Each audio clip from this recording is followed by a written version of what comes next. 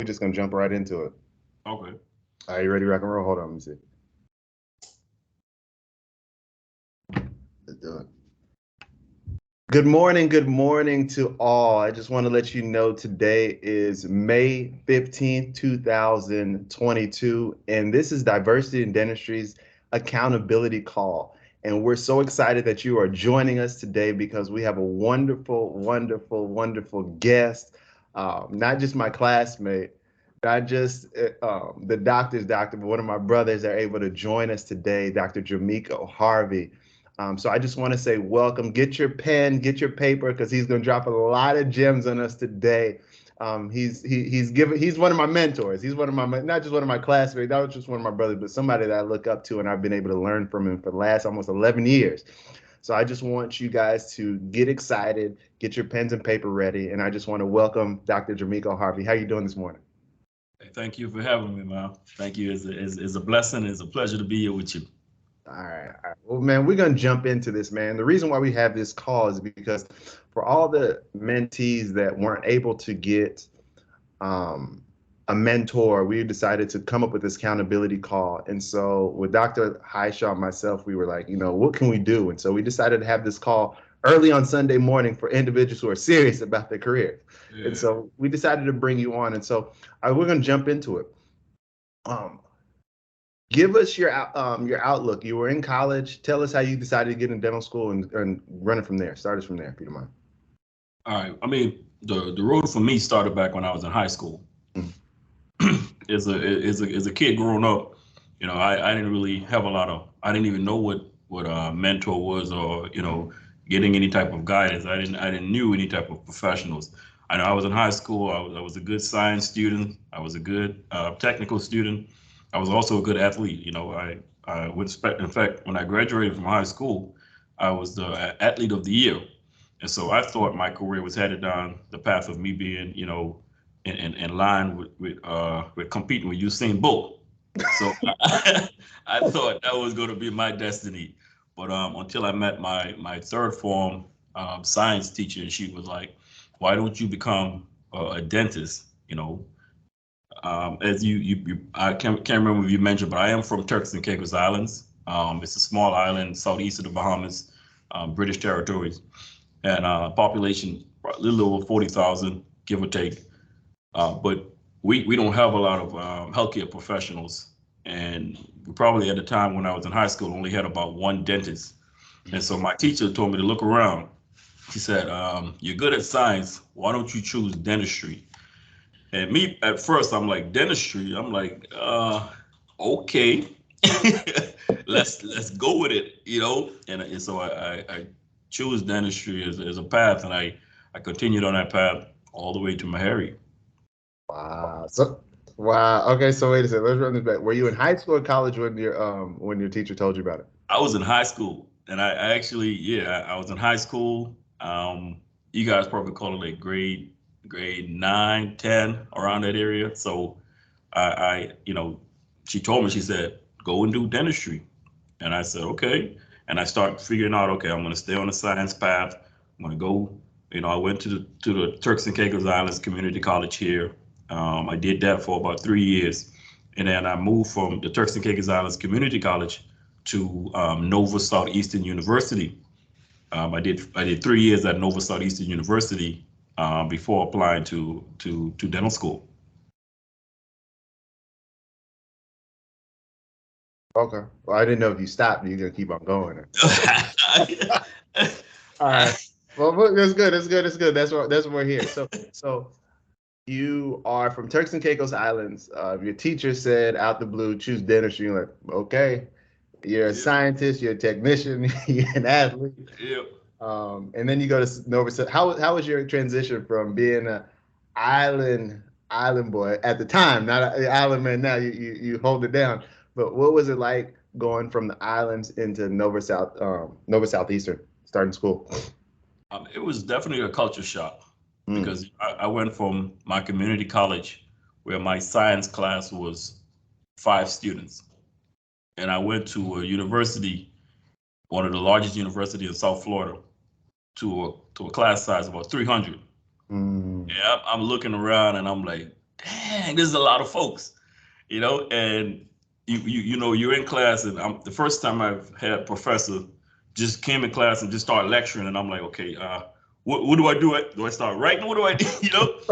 And they just started, lecturing, and you gotta take notes. So it was a whole different experience coming from the British system, switching over to the American system.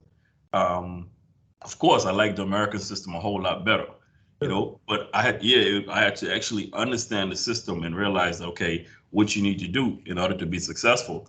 So I had to change gears. But professors will come inside and say, okay, look to your left, look to your right. Chances are one of you guys not going to be here at the end of the semester. And so I'm like, what? Why would he say something like that? And we look inside, but it was a wake up call, but it was real. It was only the stuff that I've seen on TV, and I liked it after a while. I got to like it.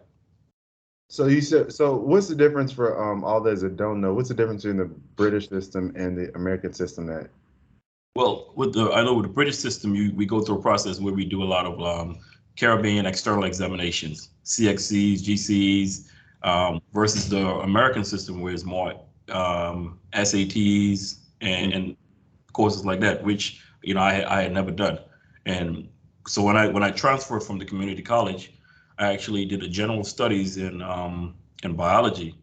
It was just general studies. And so when I applied to Nova Southeastern University, they actually accepted me into the biology program. So I didn't have to do any prerequisites. Any pre A-level courses or anything like that.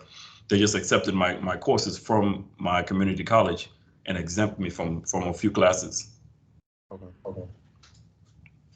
So when you got to Nova Southeastern and you are saying, hey, I'm going into dental school, what did you do? What was that process? Who meant, you said you didn't know anything about mentorship. I didn't.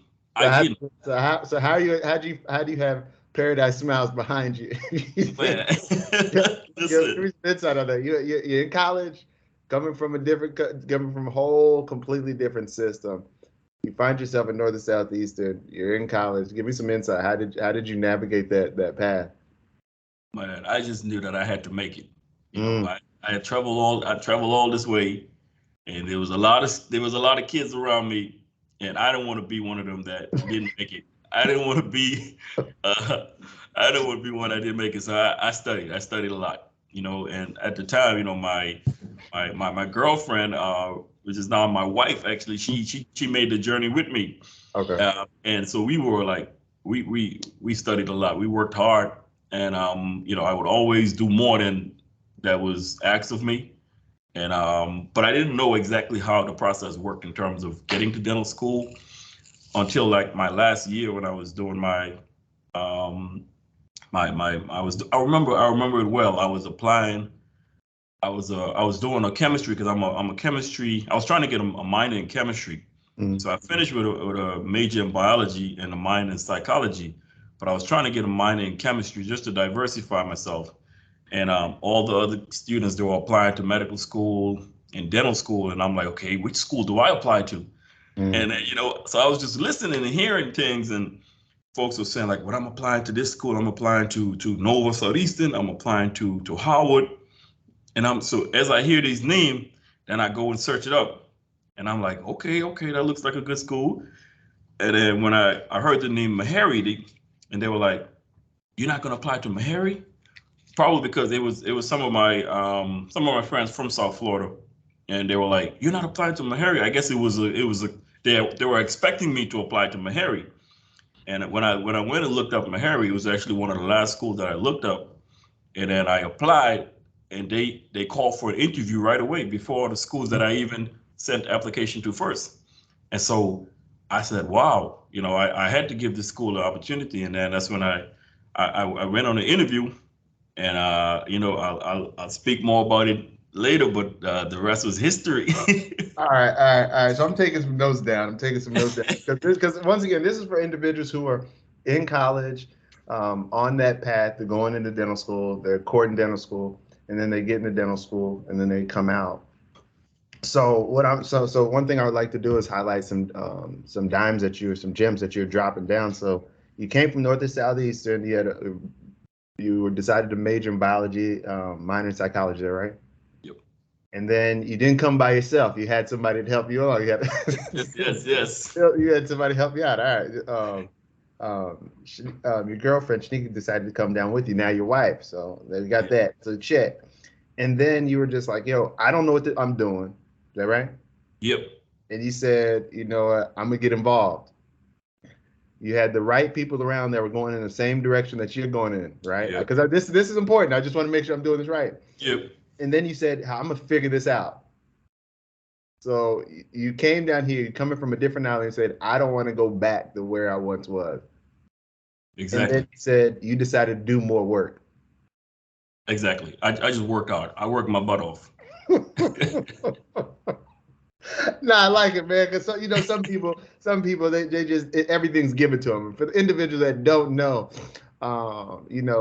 you didn't have anybody a spoon in your mouth. You didn't have anybody navigating you through the process. You just said, "I'm gonna figure it out. I'm gonna get around the right people. I'm gonna have somebody that can help me, and then we're gonna get involved." I like it. So you heard about Meharry.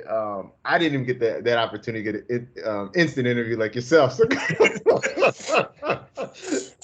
so give us some insight. How was your? You don't have to give me your grades or your scores if you don't want to. But how prepared did you feel like you were going into dental school at the time? From North Southeastern going and transitioning into getting that interview. Well, actually, I thought Nova had prepared me well. Okay. My GPA was pretty good. I was sitting on a 3.7 GPA. But then they had this dental admissions test that I had to take. And like I said, me coming from the British system and the American system, dental admissions test is about 4 hours. Yeah. And I bombed the dental admissions test. I didn't do good at all. And so the first time when I submitted my DAT scores, a few universities, particularly I remember Temple University, they didn't even give me an interview because of my DAT scores, and when I went on interview at Howard, they told me, okay, they liked my scores. Well, they didn't like my scores. They liked my GPA, and they wanted me to redo the DAT scores. They were going to accept me into a post-bac program. And I was like, okay, as long as I get in, and then when I interviewed at Meharry, there were some folks, and that's what I liked about them, when I showed up, like I said, I remember my interview very well. I like I said, I didn't have a lot. Everyone, I didn't know how to go on interviews. Everyone went on interviews in black suit, black ties, or a dark outfit. I showed up in an interview in a brown pants, in a khaki shirt, with a windbreaker on. Because I'm cold. Nashville is cold at the time. And it's probably only about 65, 70, but I'm cold, And so I showed up with my windbreaker, and they interviewed me, and they were like, you know what? Your DAT score is not well. It's not well at all. Said, but I seen your GPA. And so one of the things that Meharry pride themselves on doing is making, bringing the best out of people. And so we're not looking at your DAT score because we know you can do well. You're probably not good at taking tests, those long tests. And so we know you're going to do well. And they took a chance with me. And I'm forever grateful for that. I really appreciate this story because there's a lot of individuals that are sitting in the same boat that you're in. They have one thing, but they don't have the other. But one thing I really appreciate is the fact that you are working with what you have. Yep. Like you didn't say, oh, you had a great GPA, but your DAT scores. So it's basically you gave the dental application process. You gave them something to work with. Yep. And so it's just like I really appreciate this because this is a real story. This is something that individuals will come into because there's a lot of individuals out there that have one and don't have the other, but the one that they do have, they didn't even take advantage of. You got to go ahead and give it a shot. I said, I'll send a few applications out, and like I said, they like my DAT, my GPA, but the DAT they were like, well, can you take it again? And I actually did take it again, but I didn't do much better. I probably got about 2 scores up. I'm like, this test is just it's crazy, you know. But once I got into dental school, it was a whole different ball game. And you know, it's funny for me because undergrad was way harder for me than dental school. Wow. It was it was way harder for me, you know. So it got easy for me as I got, you know, further up. Okay, we gonna step on that in Yeah. a second. We gonna talk. Dental school is easier than okay. We're gonna talk about that in a second. But I want to so let me tell you this before because I know there's some individuals listening. They're like, what the heck? So you went to the interview.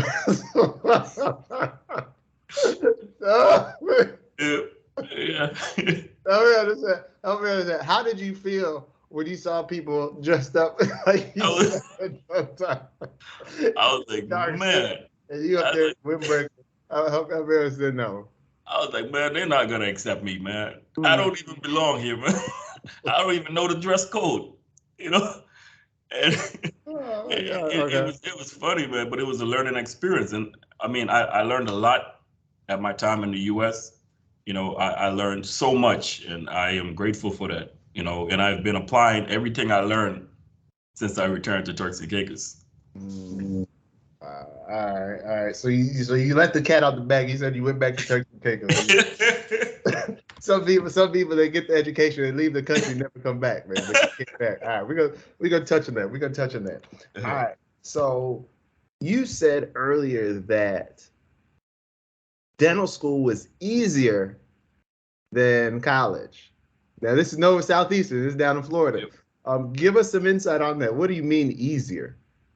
I guess it probably had to do with my style of learning. I mean, undergrad for me was all over the place. You know, you had to do economics, you had to do psychology, you had to do composition, then you had to do the sciences, and so it was so many different areas that I had to focus on that it kind of like, you know, it was confusing for me at the time. I had to pay a lot of attention, trying to separate them. Whereas when I went to dental school, it was all dentistry, it was all science, and so I was able to zone in. And I became very good at putting everything together, just science related. And so that's why it was a lot easier for me. That's interesting. I haven't heard that ever before. Yep. I've never heard that before. But so you basically the reason why you said it was easier, not because it was the workload was less or you had some rocks or something like that, but you. Because It's inside thing. It's inside thing. All my hands know. All my hands would have picked up on that one. But you said because you're able to focus in on the sciences and just really zoom in on that. Yep. You know, it was just dental sciences and applied sciences, and I was like, okay, finally one language. You know. Okay. All right. So tell us. So. Did you end up moving down to Tennessee with your girlfriend at the time, or who did you room with, or how was that process with going on, so on and so forth? Oh man, the transition at first was rough. You know, like I said, I'd never been to Tennessee before. Okay. And so I moved from South Florida. I went up. Me and my girlfriend, we were both at Nova Southeastern University. Actually, she was a computer major before she switched over to being a biology major. And she also attended Meharry, but she attended the public health program a year later. So when I got to Meharry, I went up just to see the place before school started. And I actually was in contact with this lady, Miss Connolly, and she was like, you know, she was trying to help me out get a place because I had went on the internet and trying to find someone close to the school because I didn't have transportation. And I ended up finding, a house right across the tracks from Meharry. It was in walking distance. I'm like, okay, this is good. And I get there, and I'm like, whoa, this is not where I want to be. You know, it was scary. It was scary for me, you know, because I'm like, I can't live here, you know. And I in the nighttime, I'm seeing the fireflies, and I'm like, whoa, it was Albion Street. I was living on Albion Street, and you know, so I spoke to Miss Connolly, and I told her, I said, I got to go back to South Florida. I can't stay here. So I'm like, I'll try to see if I can find someplace else to live, you know. And she was very helpful, you know. She actually put me on to my roommate, to my first year roommate, and she was like, you know what, I have a guy that's just like you, and she said, I think you two would blend together, you know. And she actually put me onto my roommate. His name is Gary Batay, Dr. Gary Batay. She put me onto him, and you know, we clicked. We clicked right away, you know. But before we clicked, I remember him, you know, I remember him asking me, because he you know, I'm from the islands, so yeah, it was funny because I don't think he realized how similar we were in terms of personality and everything. And but Miss Connolly, being, you know, she interacted with both of us. She was like, you guys would match up good. And he asked me, he said, you know what, you know, I know you're from the islands and all, so if you're gonna smoke or drink, you know, do that on the porch. and I'm like, no, man, I don't smoke, I don't drink, you know. And he's like, oh, okay, man, you know. so I was like, man, but I always joke with him about that, though. But we end up clicking, you know, and we're still brothers till this day, man. Wow. So it's interesting because we interviewed the Dr. Bathay on our last call. And so it's interesting. Great guy. And so it's interesting. You see Dr. Bathay, and then you see Dr. It's like, y'all should have had cameras in there. Reality. Reality. So let me ask you this. So you're rooming in with the person who just instantly, what is it? Profile. Instantly profiling. You gonna drink it? And you're like, do that on the porch, you know. I don't want to still get on my clothes in my apartment, you know. Yeah. Oh, I could talk about that a little longer. We gotta move. So let me ask you this. So after y'all come in, what was Meharry like in terms of just like transitioning and like getting in? I know you said it's a little easier, but it's just like second year, third year, like tell us what's going on fourth year. Give us some insight on that one, how you were able to transition and, you know, really focus in. You didn't know anybody, you got somebody's racially profiling, you want to go back to the Fireflies are getting to you, Albion Street, you don't know what's going on, you finally get situated. How are you able to focus in and get to the point, what is it, top 5?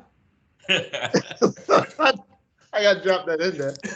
How'd you do that? Because you just didn't just kind of skate through C equals DDS, man. You were top of the class. So give us some insight on that. I mean, like I said, once I got there, you know, I just had to figure out the system, you know, and I understood that these were students coming from all around the U.S., in fact, all over the world, and these are top students, and so I'm like, I'm gonna have to even compete even harder. And my roommate, actually, I didn't have to look for a benchmark.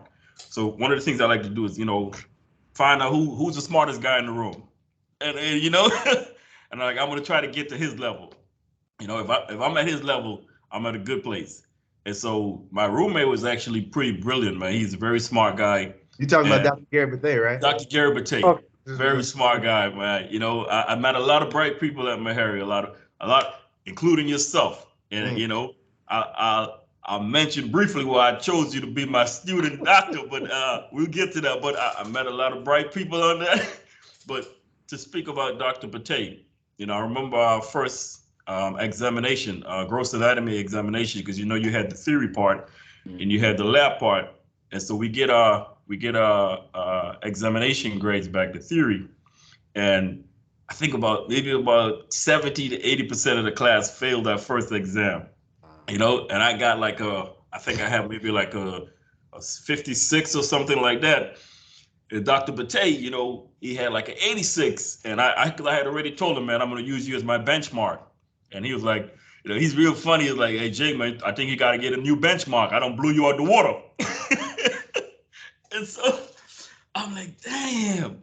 But it kind of balanced off because I was really good at the lab portion of it. And so I actually got the top lab grade both medical and dental students, and my lab actually carried me all. You know, it's something about practical, hands-on that I'm pretty good at, and so my lab grade actually boarded me all the way up to an 80 something, and then I was like, okay, I'm back in the game. You know, I'm back in the game. But it was scary. Like I said, the first examination, you failing, and I'm like, damn, this is not gonna work out pretty good for me. But as time went on, you know, I start to figure out what I need to do. You know, instead of Gary Bate, he got photographic memory. He'd be my roommate. He would study for like 2-3 hours, and he's done. He's out at 9 o'clock. And you know what I used to do is try to go out at 9 o'clock with him. That wasn't working for me. So I had to put in more time than he did, and so I had to go, instead of going at 9 o'clock, I had to go at 1. I had to actually go, because like I said, my style of learning is a lot different. And once you figure that out, I mean, your road will be a lot easier. Now, I appreciate that you said that, because that was something that I know a lot of individuals struggle with. Number one, you know, who's their benchmark? And, you know, finding the smartest person in the room, that's not even a thought. It's just like, yo, I'm against myself. But having somebody that you can look up towards, and just whatever foot trail that they have, you just end up mirroring it. That's exactly what happens. So I really appreciate that, man. I really appreciate that. So you let's fast forward to senior year, because you finished a little faster than a lot of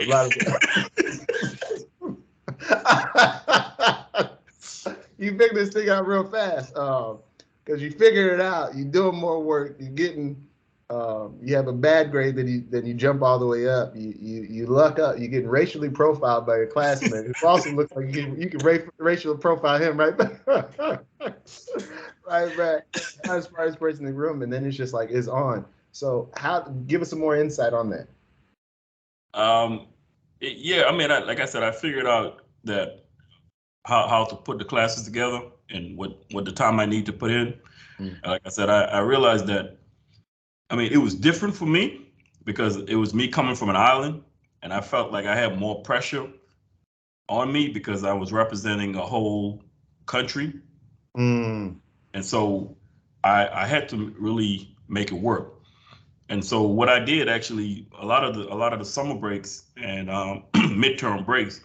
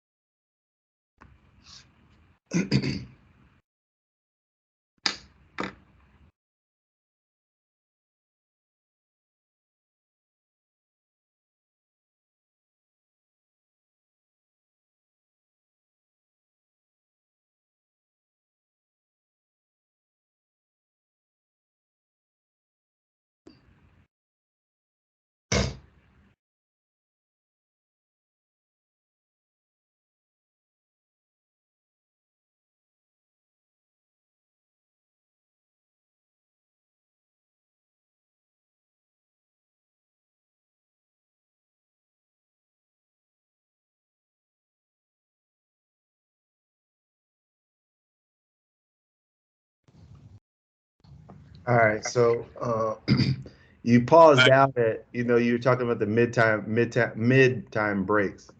Yeah. Sorry about that. My computer just shut off.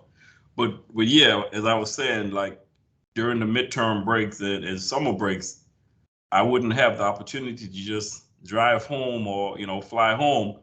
And I tried not to, because, you know, coming from a small country, a small town, I wanted to be a new face when I return. I wanted people to not know who I was. And if they don't know you, they actually, it's more of a chance that they would believe in what you can do. And so I intentionally stayed away from home, just so when I returned, they could say, okay, this guy has been gone long enough to be able to do what he's doing or what he say he can do. And so I did that on purpose, actually. And during that time, I would actually go down to the GPR program, and I would learn. You know, I built a good relationship with the folks at the GPR program because I didn't have anywhere to go, and so they were like, okay, come on in, you can stay with us. And I got to learn a lot So it actually increased my confidence, and I was able to do a lot more as soon as we hit the clinic. And so that, and as far as the gross anatomy goes, just to backtrack, one of the tricks I never shared with anybody. The reason I always got the highest score in gross anatomy is because we all have a cadaver. And you're responsible for learning all the muscles and anatomy of that cadaver. But I didn't just learn my cadaver. I learned the muscles and anatomies of every cadaver in the lab.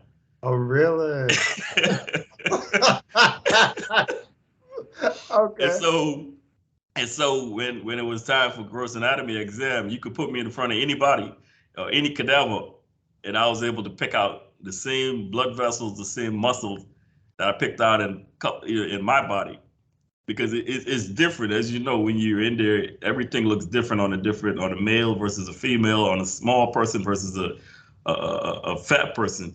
And so I was able to go in there and pick out any blood vessel on every side. I didn't get anything wrong on gross anatomy.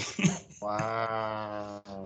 But that was my trick. I hope that can help out some dental students going forward. But when I hit the clinic at Meharry, I was so confident that I actually ran through the procedures pretty well. I didn't hesitate. I wasn't afraid to give injections. I wasn't afraid to cut preps because I had seen it so many times, and it became so natural to me. That's what propelled me to actually finish dental school 7 months before graduation. Yeah. So you were on the 5-month track or the 5-year track? All right. We can touch on that in a second. So just for those that in the back, you said you stayed away from the island just so that you could take care of your business, and then you just didn't stay. You didn't just focus in on your cadaver that you were responsible for. You and your team were responsible for. You learned 50 other cadaver bodies, at least 100. That's probably 100 down there.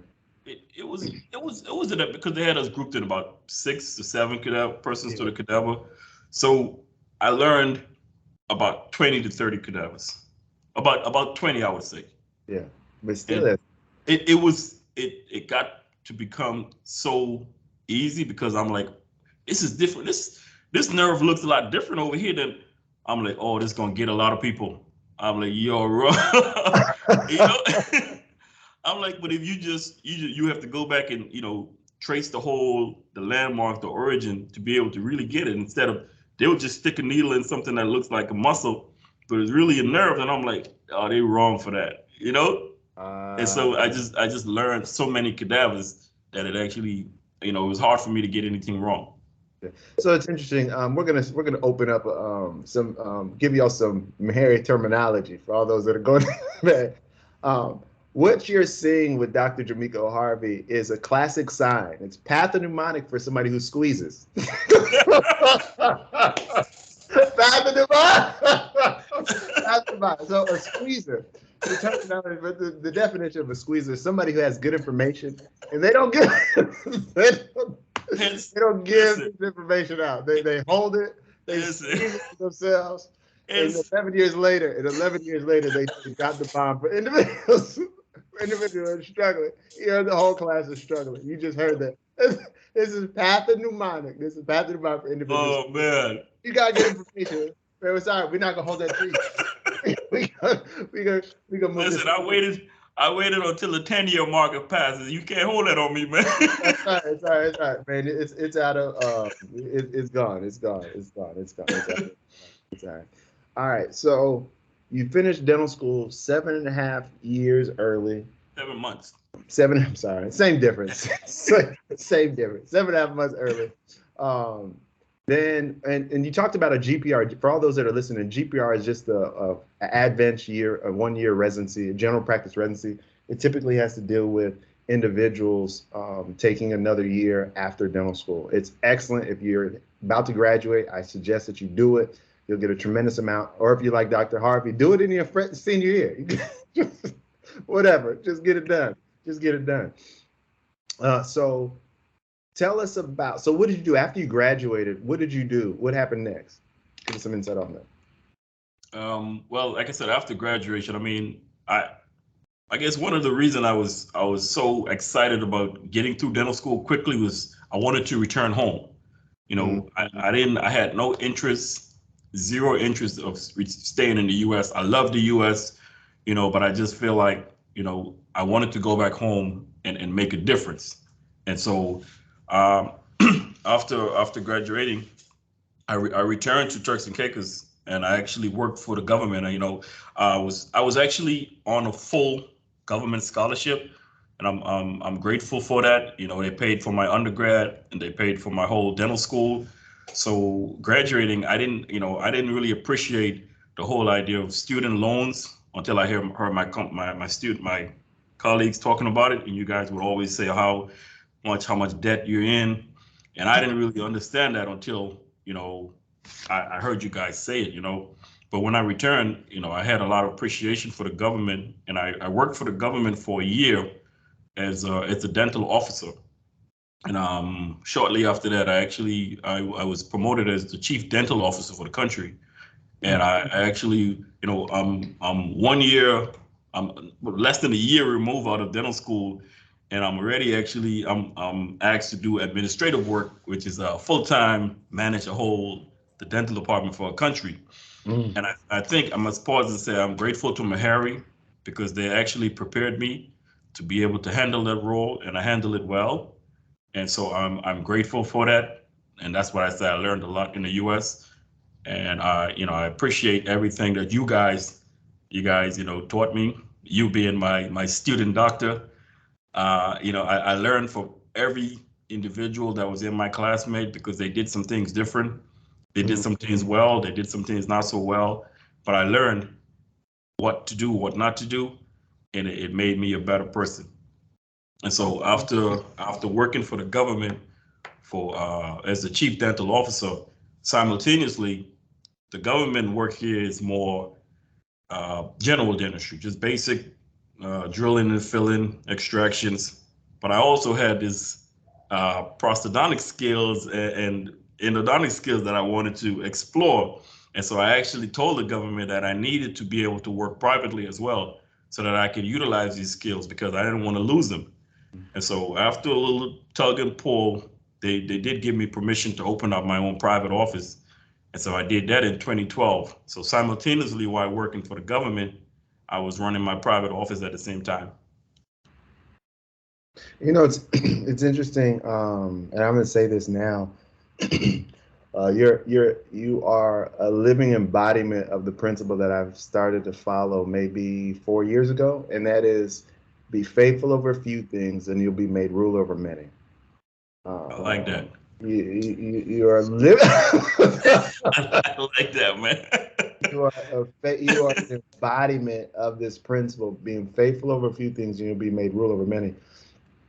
And the reason why is because you came from an island, went to Southeastern, then you went to Meharry, got into cadaver labs, did your thing, mastered your cadaver, then mastered 20 other cadavers. Then you finished dental school early, had a 58 on your first test, learned everything. Fast forward, you then finished dental school 7.5 months early.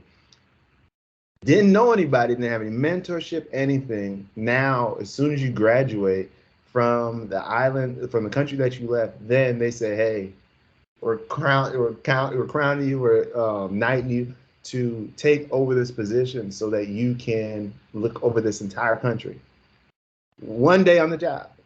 And so I would say that the reason why they allowed you to even have not just that position, but also have an opportunity to open up your own practice is simply because you're following a principle. And it's interesting because no, you didn't have a mother, father, cousin, aunt, uncle that's leading you through the process. All you did is, I'm gonna put my head down, I'm gonna find the right individuals, and I'm gonna be faithful of small things, so I'll be made ruler. It's almost a guarantee, and it's just your living embodiment. We didn't have a conversation before this about this principle. I'm just picking up exactly what you're laying down. And I hope that you guys are getting this, because you don't have to have a lot. You don't have to know everything. You don't have to have the inside track. You don't have to be legacy. Legacy is individuals who the mom and dad went to the school and they just dropped you in, and you don't have to do anything but just shine your name and show up. Just throwing it out there. Just throwing it out there. And this goes for any school for that matter. And here you are, they dropped you off, and now you're able to do the country and have your own. So tell us about your Paradise Smiles, man, since you dropped that on us. Go ahead. And I know that you're doing some other things in the community as well. So please let us know. I mean, yeah, Paradise Smiles was actually my brainchild. I mean, I don't know if you remember, but we had a project in dental school where we had to actually create a business. And Paradise Smiles was actually created from within dental school. And I can't remember her name at the time, but I remember she gave us this project, and she was like, create your own business. And I actually was, it's funny how it actually became my business plan for opening up Paradise Smiles. And, at first, it was just me working on weekends, a few hours in the evening. And now, fast forward 10 years later, I'm at actually 4 locations with 10 staff, 4 dentists. I got my own one and only dental laboratory on the islands. And, that all started for me, like I said, coming up with a business plan in dental school.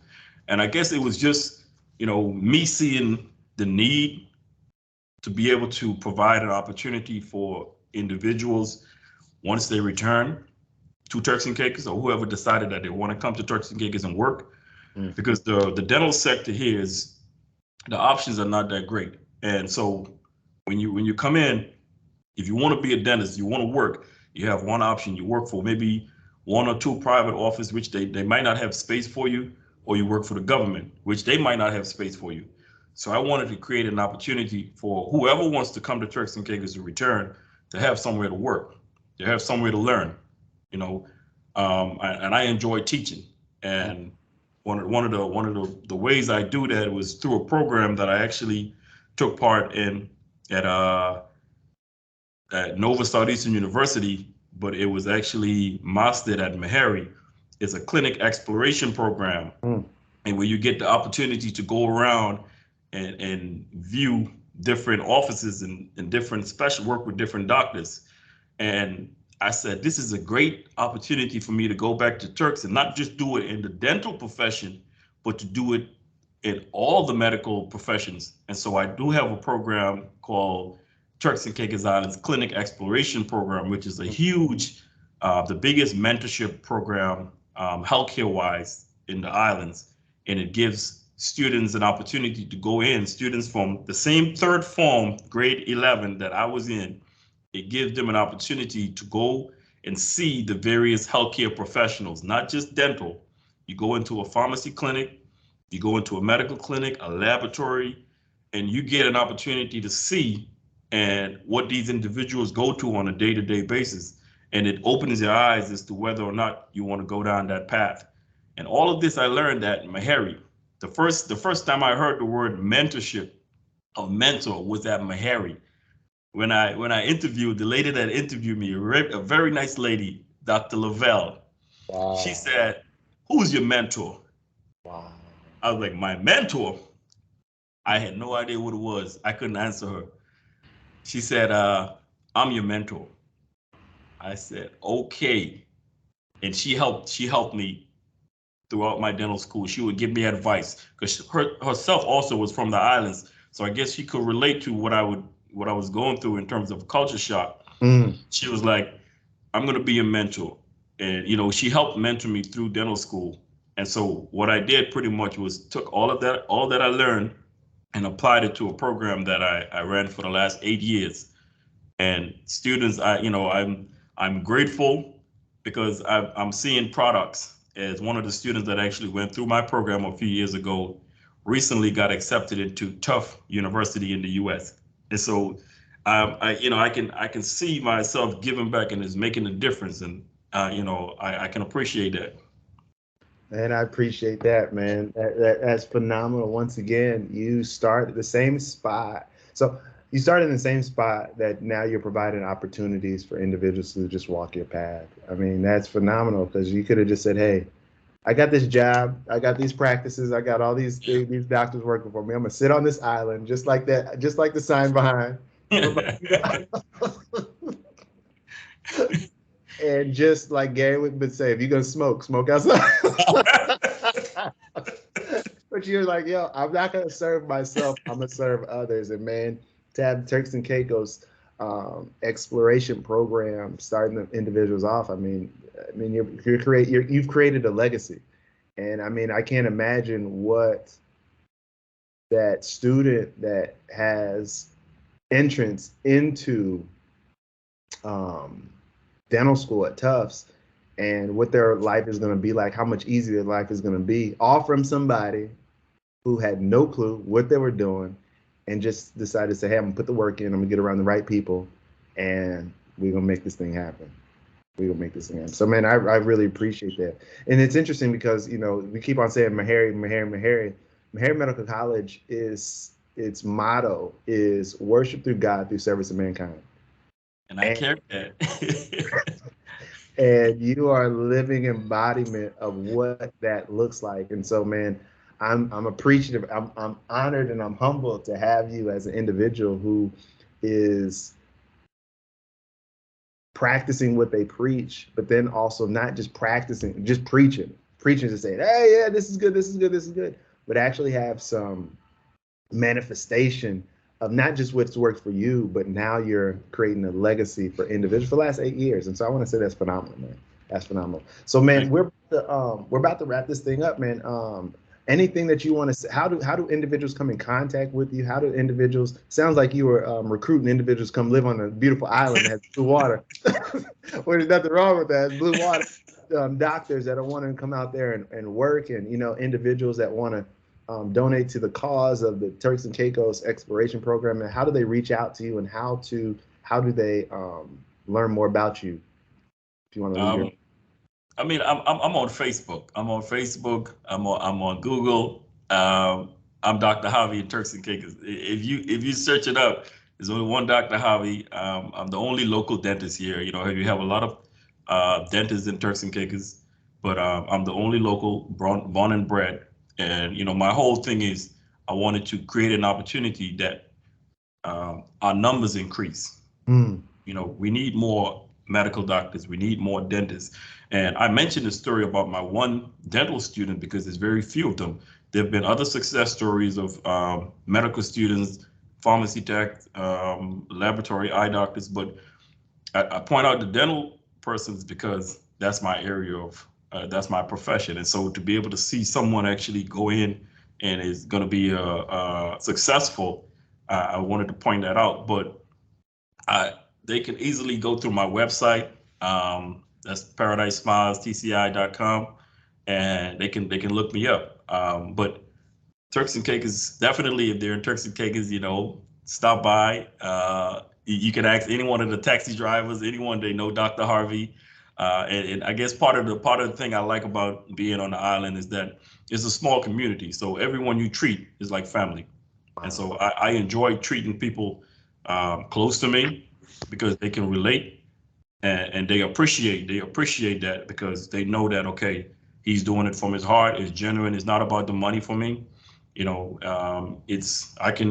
One of our professors used to always say, if you do good work, you make more money than you can ever spend. And so I always try to do the best with every patient that I treat, and I try to make them happy like I would treat my parents. And so that's one of the things that we learn, and I try to embody that. Well, man, I want to say thank you, Dr. Harvey, for dropping these gems, man. I got a whole sheet of paper. Taking notes, brother. Taking notes as we're going in and learning, because like this is not somebody who's talked about it. This is an individual who came from not as much as you would like to have, but now he's creating paths and journeys and blazing trails for individuals that want to follow him. And so there you have it, guys. This is Dr. Jameiko Harvey. So I just want to say, hey, man, thank you for joining us, man. It's an honor and privilege to for you to share, because there's an individual that's in college. There's an individual that's in dental school. There's an individual who has already graduated. They have the 3 letters behind their name, and they're called doctor. And I'm letting you know now, when this individual watches this and you're walking down the street and somebody taps you on the shoulder and say, hey, man, Dr. Harvey, it was your story that allowed me to persevere and to serve and be faithful of a few things. I want to say, just giving you a heads up now, man, just giving you a heads up now. So I just want to say thank you. And for all those that have joined this call, I want to say thank you for joining our accountability call on May 15th, 2020.